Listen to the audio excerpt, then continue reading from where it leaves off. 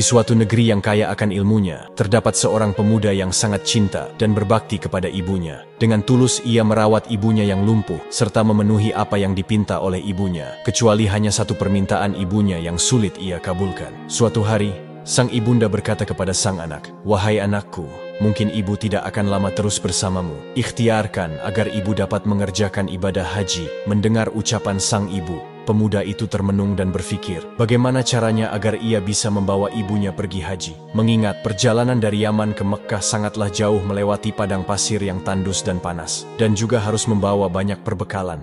Dengan tekad yang kuat, ia membeli seekor anak lembu untuk dijadikan latihan. Ia menggendong anak lembu tersebut naik turun bukit, hingga lembu itu dewasa. Dan otot-otot di badan pemuda itu semakin berisi dan kuat bertenaga. Sampai musim haji tiba, pemuda itu bersiap menggendong ibunya dari Yaman menuju Mekkah untuk melaksanakan ibadah haji. Dengan rasa cinta kepada ibunya, ia rela berjalan kaki di tengah padang pasir yang tandus dan panas, semata-mata untuk memenuhi permintaan sang ibunda tercinta. Tibalah mereka berdua di tanah suci. Pemuda itu terus menggendong ibunya mengelilingi Ka'bah. Dengan rasa haru dan bahagia, sang ibu terus menangis melihat bakti anak terhadapnya. Di depan Baitullah, sang anak berdoa, "Ya Allah, ampunilah dosa ibuku." Dengan heran si ibu bertanya, "Bagaimana dengan dosamu, wahai anakku?" "Dengan terampuninya dosa ibu, maka ibu akan masuk surga. Cukuplah ridha dari ibu yang akan membawaku ke surga." Dengan karunia Allah, pemuda itu sembuh dari penyakit kulitnya, dan bekas belang di tubuhnya pun hilang, kecuali hanya tinggal selingkaran saja di tengkuknya. Hari demi hari berlalu, pemuda itu berkeinginan untuk menemui Rasulullah di Madinah. Namun ia tidak menjumpainya karena Rasulullah sedang berada di medan pertempuran. Dengan berat hati pemuda itu berpamitan kepada Sayyidah Aisyah dan menitip salam untuk Rasulullah Shallallahu Alaihi Wasallam. Ketika Rasulullah pulang dari peperangan, beliau mendapati salam dari pemuda itu, kemudian berpesan kepada Umar dan Ali, "Suatu ketika apabila kalian bertemu dengan dia, mintalah doa dan istighfarnya, karena dia adalah penghuni langit, bukan orang bumi.